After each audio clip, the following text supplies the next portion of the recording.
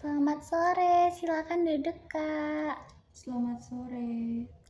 Oke, gimana kabarnya sejak terakhir kali kita ketemu?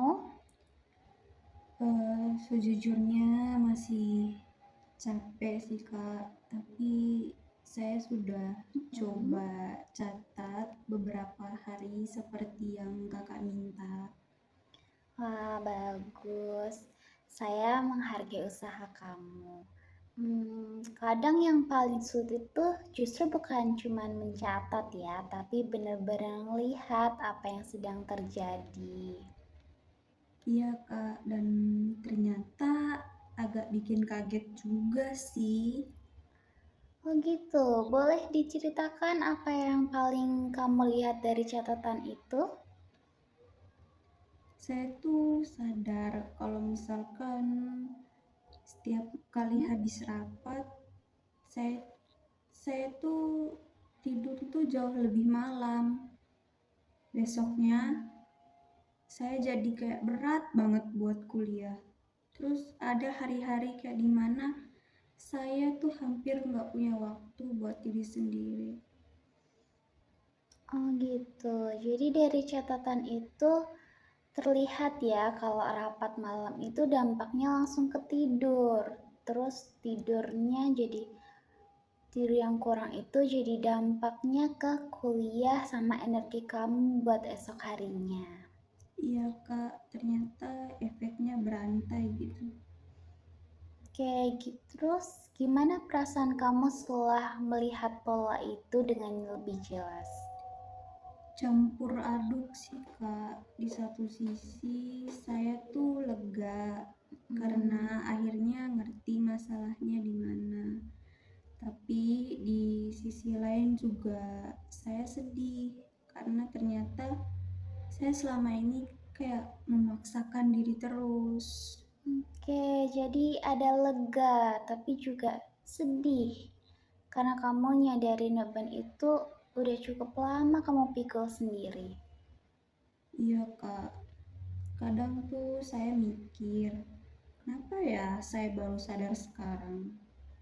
Nggak apa-apa, yang penting sekarang kamu udah mulai ngelihatnya, terus kesadaran kayak gini itu bisa jadi langkah awal yang penting buat kamu.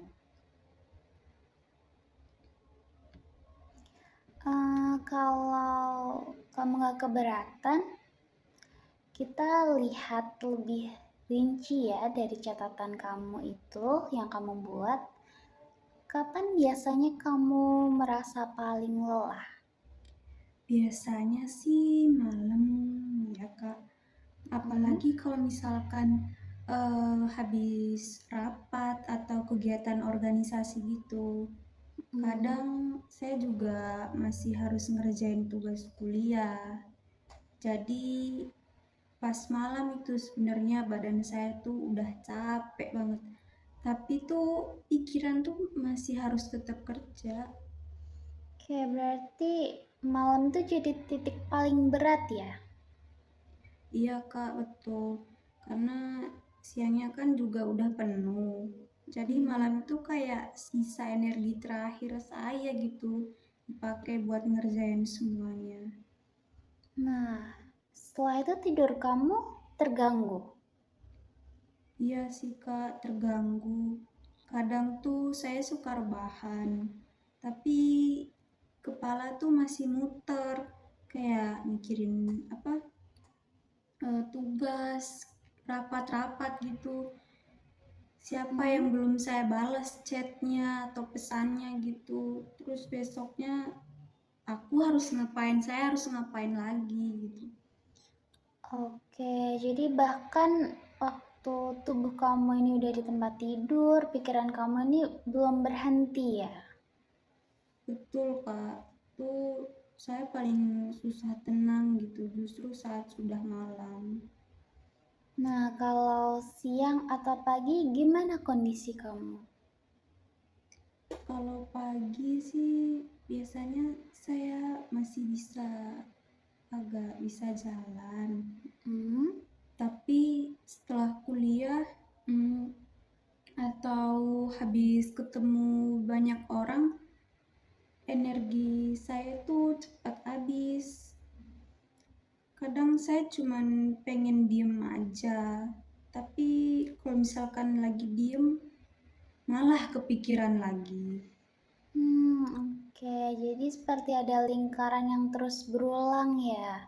Kamu sibuk, terus kamu lelah. Nah, saat kamu diam, pikiran kamu juga ikut menyerang gitu ya. Iya Kak, kayak saya merasa nggak pernah benar-benar tenang gitu. Kalau gitu, dalam sehari kamu hampir nggak punya waktu yang benar-benar terasa aman dan tenang untuk diri kamu sendiri berarti? Betul banget Kak, bahkan kalau ada waktu kosong dikit aja, saya kayak malah bingung harus ngapain. Karena kan biasanya saya sudah kebiasaan sibuk terus. Jadi ketika ada waktu kosong pun kamu eh, belum bisa nikmatin itu karena pikiran kamu masih terbiasa dalam mode sibuk ya. Iya, jadi saya malah kadang ngerasa aneh kalau tidak ada kegiatan gitu. Oke, menarik. Jadi seolah-olah diam sebentar itu kerasa nggak biasa buat kamu ya. Bahkan mungkin agak mengganggu berarti. Iya Kak, kayak ada yang kurang gitu. Oke, kalau saya tanya, apa perasaan paling dominan yang muncul selama seminggu ini? Capek Kak, lalu setelah capek muncul rasa bersalah, terus setelah rasa bersalah jadi panik sendiri. Oke, jadi urutannya capek, bersalah, terus panik. Iya Kak, Oke. Kalau rasa bersalah itu muncul, biasanya bentuknya seperti apa? misalnya kalau misalkan saya lagi mikir kayak harusnya aku bisa lebih bantu, atau kenapa aku nggak lebih kuat aja. Kadang kalau ada kegiatan yang saya lewatkan, saya langsung merasa saya itu salah. Oke, berarti kamu ini mudah banget ya buat nyalahin diri sendiri. Iya Kak, sering banget nyalahin diri sendiri. Kalau boleh saya tangkap, kamu ini kayak menempatkan standar yang sangat tinggi buat diri kamu sendiri. Kayak seolah-olah kamu tuh harus selalu kuat, harus selalu siap, dan harus selalu hadir. Iya Kak, karena aku selalu mikirkan saya tuh nggak mau mengecewakan banyak orang. Oh gitu, jadi ketika kamu ngerasa nggak memenuhi standar itu, kamu langsung ngerasa bersalah gitu ya? Betul Kak, Oke, jadi gimana rasanya hidup dengan tekanan seperti itu setiap hari? sejujurnya capek sih Kak. Kadang saya tuh ngerasa ya, saya tuh lebih sering tegang daripada santai. Saya takut salah terus. Jadi ketakutan untuk salah itu besar banget berarti ya? Iya, jadi saya kadang ngerasa kalau saya tuh nggak siap, saya bakal tertinggal. Jadi saya harus memaksakan diri. Oke, jadi ada rasa takut tertinggal itu yang bikin kamu seperti nggak pernah mau berhenti gitu. Iya Kak, Kalau gitu, bukan cuman tubuh yang bekerja terus ya, tapi juga pikiran yang terus berjaga-jaga. Betul, Kak. Kalau kita lihat lebih dalam ya, Kak, sepertinya masalahnya itu bukan cuman banyaknya kegiatan, tapi juga cara kamu memaknai kegiatan itu. Terus kamu ngerasa harus selalu hadir, harus selalu bisa, harus selalu kuat. Apakah kamu ngerasa seperti itu? Iya, Kak, kayaknya emang begitu deh. Saya takut kalau saya mulai membatasi diri, orang-orang bakal pikir saya tuh udah berubah gitu. Oke, jadi ada ketakutan sama penilaian orang lain ya? Iya, saya takut dianggap Mm-mm. nggak peduli, takut dianggap lemah, takut teman-teman semuanya kecewa sama saya. Nah, dan ketakutan itu akhirnya bikin kamu buat terus bertahan di pola yang sebenarnya bikin kamu lelah gitu. Betul, Kak. Jadi saya tahu saya itu capek, tapi saya juga nggak enak kalau nolak. Kalau kamu mengingat minggu lalu, adakah momen tertentu yang paling buat kamu itu ngerasa udah terlalu jauh gitu? Ada, Kak. Jadi waktu itu kan habis rapat malam. Ya. Saya tuh masih harus ngerjain tugas kuliah. Nah, tapi saya tuh sebenarnya udah ngantuk banget. Mata saya juga kayak udah berat banget rasanya. Tapi saya tuh tetap buka laptop. Akhirnya saya cuma ngeliatin layar dengan lama, gak ngerjain apa-apa. Terus saya kayak makin kesel gitu sama diri saya sendiri. Oke, jadi ada momen ketika tubuh kamu itu sebenarnya udah kasih sinyal buat berhenti, tapi kamunya tetap maksa buat lanjut, kayak gitu ya? Iya, Kak, habis itu saya malah nangis sendiri sebentar. Nah, waktu kamu nangis itu, apa yang kamu rasakan? Jujur, campur aduk sih, Kak. Saya tuh udah capek, sedih, kesel, semuanya tuh jadi satu.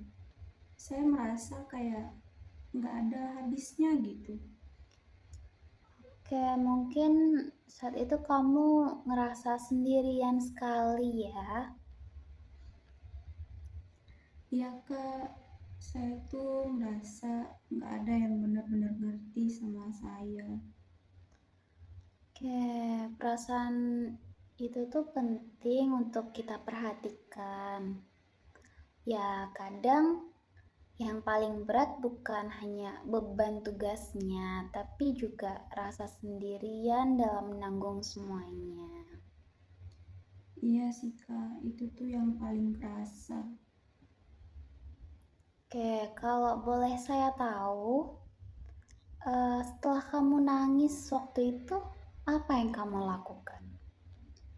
Awalnya tuh saya diem aja, Kak. Mm. Terus habis itu saya cuci muka, lalu saya lanjut lagi ngerjain tugas walaupun rasanya udah nggak fokus.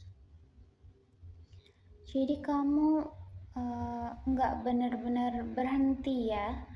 Bahkan setelah tubuh kamu dan emosi kamu nunjukin tanda lelah. Betul, Kak. Saya tuh pikir kalau saya berhenti tugasnya itu nggak akan selesai dan makin tambah banyak. Nah, dan kalau tugas tidak selesai, kamu makin panik. Tuh, Kak, jadi saya terusin aja. Oke, sekarang saya mau tanya, Kalau kamu membayangkan hidupmu yang sedikit lebih ringan, apa yang eh, paling ingin kamu ubah? Em, saya itu pingin bisa tidur lebih tenang, Kak. Mm. Terus pingin nggak gampang panik gitu loh kalau ada kegiatan organisasi. Oke, jadi ada dua hal besar ya. Yang pertama itu tidur yang lebih baik. Nah, habis itu kamu rasa paniknya lebih berkurang. Seperti itu. Iya, Kak, betul. Kalau itu bisa membaik, Mm. mungkin saya juga bisa lebih fokus untuk kuliah. Oke, kalau kamu pikirkan, apa yang paling mungkin menghalangi perubahan itu? Sebenarnya dari yang saya pikirkan itu diri saya sendiri sih, Kak. Jadi Mm. saya tuh sering keburu bilang iya sebelum mikir. Saya juga kadang ngerasa kalau saya mulai istirahat tuh saya berarti rugi waktu. Oke, jadi kamu ada keyakinan kalau istirahat itu sama dengan kehilangan waktu. Iya, padahal ujung-ujungnya saya malah nggak produktif juga kalau terlalu capek. Hmm, ya benar. Kadang kita tuh takut kehilangan waktu kalau istirahat. Padahal dengan tidak istirahat justru waktu kita itu habis tanpa hasil. Iya, Kak, saya kayak baru mulai sadar gitu. Nah, kesadaran ini tuh penting karena kalau kamu sudah bisa melihat polanya, kamu punya kesempatan untuk mulai respon yang berbeda. Iya, Kak, walaupun jujur itu masih susah banget sih. Oke, nggak apa-apa kalau masih susah. Kita nggak nuntut kamu buat langsung berubah total hari ini. Yang penting kita cari langkah yang mungkin bisa kita lakukan. Sekarang saya mau kita coba buat susun prioritas. Jadi dalam 1 sampai 2 minggu ke depan, apa yang paling penting dari sisi akademik? Eh, ada ini, Kak, apa ada makalah hukum, Hmm, presentasi kelas, dan saya mulai harus cari topik skripsi. baik. Kalau dari organisasi sendiri, mana yang paling penting buat kamu hadirin? Rapat inti mingguan sih, Kak, dan satu kegiatan besar yang udah dekat. Oke, kalau gitu sisanya mungkin bisa kamu pertimbangkan untuk kamu kurangi atau didelegasikan dulu ya. Iya, Kak, saya ngerasa emang harus gitu sih. Oke. Kalau kau mulai membatasi beberapa kegiatan, apa yang paling kamu bayangkan akan terjadi? Awalnya itu saya takut ya orang lain kecewa, Mm-mm. tapi di sisi lain saya juga merasa mungkin saya bisa lebih lega kali ya.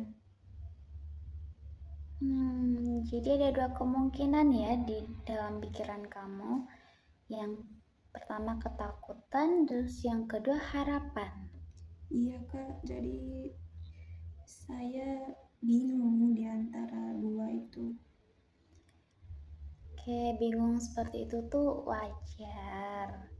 Karena kamu kan sedang mencoba membongkar kebiasaan lama yang sudah lama kamu pegang. Iya kak, saya memang terbiasa bilang iya terus. Nah, perubahan kebiasaan yang udah lama ini pasti terasa nggak nyaman di awal. Betul sih kak. Oke, coba kita lihat dari yang paling sederhana. Kalau kamu tidur lebih awal, satu atau dalam dua seminggu ini, apa yang mungkin berbeda? Mungkin saya nggak terlalu pusing besok paginya. Terus saya juga nggak gampang emosi. Oke, jadi perubahan kecil seperti itu bisa memberikan efek yang cukup berarti ya. Iya, iya kak. Kalau dipikir emang begitu. Ya, oke. Coba, hmm, coba kita bayangkan kalau kamu punya hak untuk memilih mana yang penting dan mana yang bisa ditunda. Apa yang paling mau kamu lakukan beberapa minggu ke depan? Saya tuh pengen tidur lebih awal. Hmm. Terus saya juga pingin tidak langsung jawab ya kalau ada ajakan mendadak dari organisasi. Nah, itu dua langkah yang bagus. Artinya, kamu ini mulai kasih jeda sama pikiran, sama diri sendiri sebelum kamu ngambil keputusan. Iya kak, saya pikir saya memang butuh jeda. Soalnya selama ini saya tuh terlalu spontan. Nah, dan jeda itu bisa bantu kamu buat berpikir lebih jernih. Jadi, nggak semua ajakan itu harus dijawab saat itu juga. Selama ini tuh saya takut ya kalau misalkan saya kasih jeda nanti saya tuh dianggap nggak serius. Nah, padahal jeda itu justru bisa buat keputusan kamu itu jadi lebih matang loh. Jadi bukan berarti kamu menolak, tapi kamu mempertimbangkan dulu. Iya sih kak, kalau dipikir itu masuk akal juga. Oke, gini deh. Misalnya, saat ada ajakan tambahan, kamu bisa bilang, aku cek dulu jadwalku sebentar ya. Nah, itu tuh apa ya, bukan bentuk penolakan, tapi itu bentuk pengelolaan diri kamu sendiri. Kalau begitu terdengar lebih aman kak. Ya, nah itu juga ngasih kamu waktu untuk kamu menilai apakah kamu sanggup enggak ya gitu. Kalau saya mau jujur, dari cerita kamu, saya ada lihat kamu ini sebenarnya sangat menyadarin ya kalau kondisi kamu ini sebenarnya melelahkan. Tapi saat yang sama kamu tuh hmm, masih mempertahankan pola yang sama karena kamu takut mengecewakan orang. Iya kak, saya juga sadar. Oke, jadi ada bagian dalam diri kamu ini yang pingin berubah, tapi ada bagian lain yang masih nahan kamu. Betul kak, saya tuh takut dianggap berubah jadi orang yang gak seaktif dulu. Oke, padahal Perubahan yang sehat itu bukan berarti kamu jadi orang yang buruk loh. Bisa jadi itu justru tanda kamu ini jadi mulai lebih dewasa dalam mengelola batasan. Kalau dipikir-pikir, iya juga ya Kak ya. Mm-mm. Nah, saya rasa kamu sebenarnya sudah sampai pada titik di mana tubuh dan pikiran kamu itu butuh kamu dengarkan lebih serius. Waktu Kakak bilang gitu, saya jadi ngerasa iya, saya memang harus mulai dengerin diri saya sendiri. Oke, bagus. Itu langkah yang penting banget. Kadang saya tuh baru sadar ya, setelah benar-benar drop Kak. Padahal sebelum itu saya sudah kasih tanda-tanda ke diri sendiri. Ya, itu pengamatan yang sangat jujur. Dan dari situ kita bisa belajar kalau kamu itu perlu lebih cepat mengenali tanda-tanda awal sebelum terlalu jauh, sebelum terlalu jatuh ya.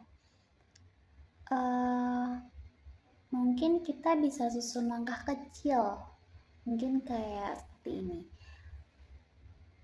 Yang pertama itu, kamu bisa prioritaskan makalah dan presentasi kamu tadi. Terus yang kedua, kamu bisa pilih kegiatan organisasi yang paling penting, kayak rapat inti mingguan itu tadi. Terus yang ketiga, kamu bisa coba tidur lebih awal di beberapa malam. Selanjutnya, kamu bisa jangan langsung buat jawab iya pada ajakan mendadak. Jadi kamu bukan berarti menolak ya, jadi kamu kasih ruang buat berpikir dulu.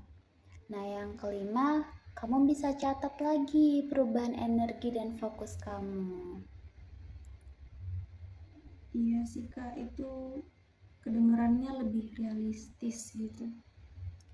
Oke, bagian mana yang paling mungkin kamu lakukan dulu di antara 5 tadi?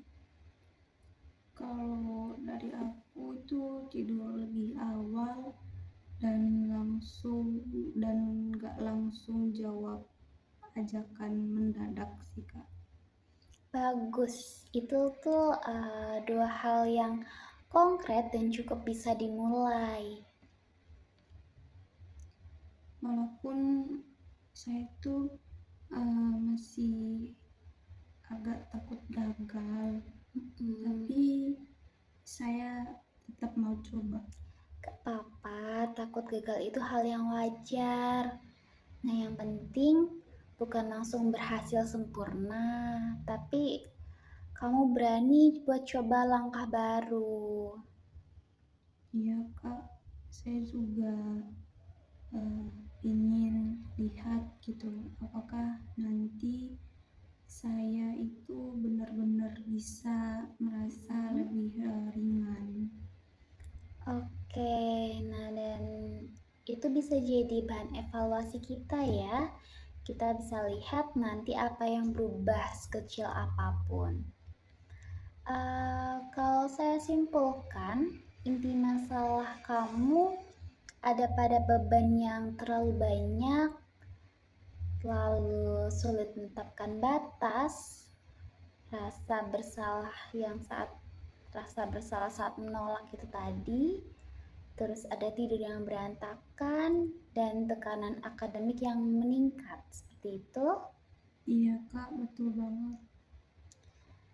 Oke, dan dari pembicaraan kita hari ini, kamu bisa mulai melihat kalau kamu itu nggak harus hadir di semua hal untuk tetap peduli. Jadi kamu juga bisa mulai nyadarin kalau istirahat itu bukan kelemahan, tapi istirahat itu buat kebutuhan kamu. Iya Kak, itu sih yang paling saya nangkep hari ini. Bagus. Berarti kamu sudah paham ya Saya senang kamu bisa sampai pada titik itu. Nah, untuk ke depan, kamu bisa mulai dengan perubahan kecil yang paling mungkin kamu lakukan. Lalu kamu lihat gimana dampaknya pada tidur kamu, energi, dan fokus kamu ke depannya. Terima kasih ya Kak. Saya jadi ngerasa lebih paham sekarang. Sama-sama, saya harap kamu memberi ruang yang cukup buat diri kamu sendiri. Jadi bukan hanya untuk semua tuntutan di luar sana. Iya Kak, nanti saya akan coba. Oke, banyak yang sudah saya dengarkan tentang kamu dan masalah yang kamu hadapi. Untuk beberapa hal, kamu udah bisa ngambil langkah-langkah yang ternyata memang banyak bantu kamu meringankan beban masalah yang kamu alami. Tapi kalau nanti kamu masih perlu saya barangkali untuk bertukar pikiran, kamu boleh datang lagi ke sini kapan aja kamu perlu. Dengan senang hati saya akan menyediakan waktu buat kamu. Asalkan nanti kamu hubungi saya terlebih dahulu.